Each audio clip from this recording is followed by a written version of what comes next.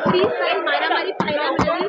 दोन पक्षाच्या कार्यकर्त्यांमध्ये हाणामारी झाली आहे. असं पाहता विधान भवनात अशी घटना घडणं किती गंभीर आहे? मला याची अजिबात कल्पना नाही, परंतु अशा प्रकारची घटना झाली असेल तर निश्चित दुर्दैवी आहे. या राज्याचे मुख्यमंत्री माननीय देवेंद्र फडणवीस साहेब आहेत, गृहमंत्री आहेत. ते जर अशी घटना झाली असेल तर त्याची योग्य ती माहिती घेतील आणि यावर पुढे काय कार्यवाही करायची हे ते ठरवतील. म्हणजे ज्या पद्धतीने अशा घटना घडतात, खरं तर यापूर्वीच विधानसभा अध्यक्षांना पोलिसांकडनं एक अहवाल देण्यात आलेला आहे. आमदारच पायमल्ली नियम. नाही, मला वाटतं कुठेतरी या ठिकाणी निर्बंध टाकण्याची आवश्यकता आहे.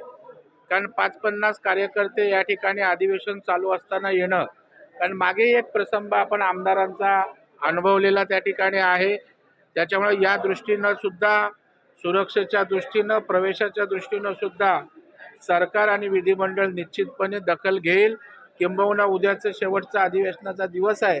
उद्या आम्ही तशा प्रकारची मागणी करू जेणेकरून अशा प्रकारच्या प्रसंगांना अटकावं लागेल. थँक्यू साहेब.